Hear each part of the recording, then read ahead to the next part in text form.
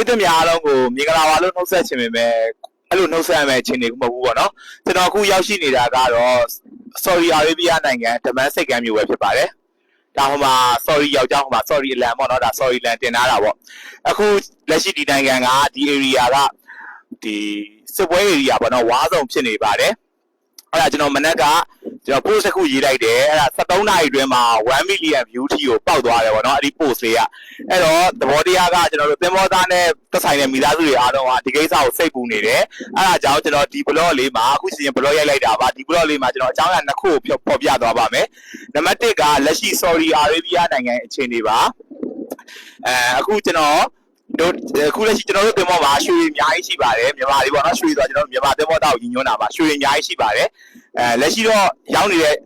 စိတ်ကမ်းမှာအခြေအနေတွေကတည်ငြိမ်နေပါတယ်ကျွန်တော်ဘလော့ထဲမှာ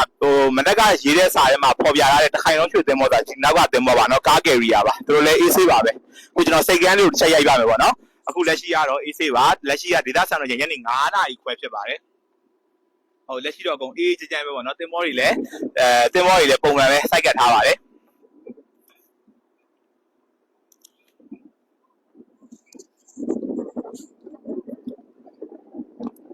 ဒါတော့ကျွန်တော်တို့ကုန်ချတဲ့ process တွေလုပ်နေတာပါ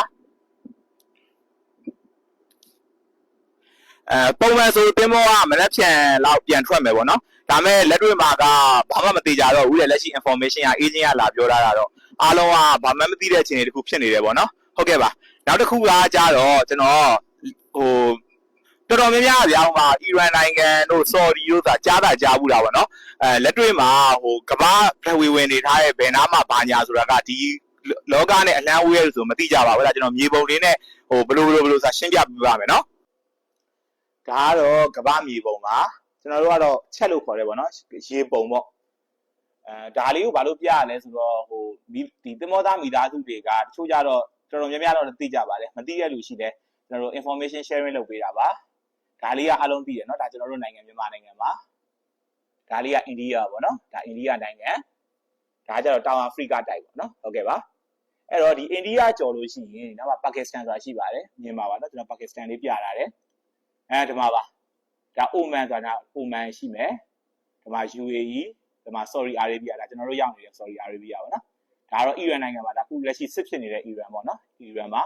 ဒါကျွန်တော်အမြဲတမ်းစာထဲမှာထည့်ရေးနေတဲ့ Hormuz Strait ပေါ့နော် Hormuz ရေလက်ကြားဆိုတာဒီကောင်လေးကိုပြောပါတယ်ဒီကောင်ကအီရန်ပိုင်တာပါအဲ့တော့အီရန်ကကြောင်ပိတ်ချလိုက်လို့ရှိရင်ကျွန်တော်ပြောနေတဲ့ဒီကောင်ကရေအိမ်လေးလို့ဖြစ်သွားပါတယ်အဲ့တော့ဒီထဲမှာဘယ်နိုင်ငံတွေရှိလဲဆိုတော့ဒီမှာ UAE ရှိတယ်ဒါ UAE ဒီမှာကာတာနော်ကာတာရှိတယ်ဒီမှာဘာရိန်းနော်ပြီးတော့ဒီမှာကူဝိတ်အီရတ်ဒီထဲမှာအကုန်လုံးဆက်နေရပဲဖြစ်ပါတယ်ခင်ဗျာအခုလက်ရှိနောက်ဆုံးရသတင်းအရလွန်ခဲ့တဲ့2နာရီလောက်ကကျွန်တော်တို့လွန်ခဲ့တဲ့2နာရီလောက်ကဒီနားမှာကျွန်တော်တို့ point တန်ကားတစ်စီးကိုတော့တိုက်ခတ်ခံရလို့ကြားမိပါတယ်ပေါ့နော်လက်ရှိမှာတော့ကျွန်တော်တို့လက်ရှိ Saudi Arabia မှာတော့အကုန်လုံးကလက်ရှိတော့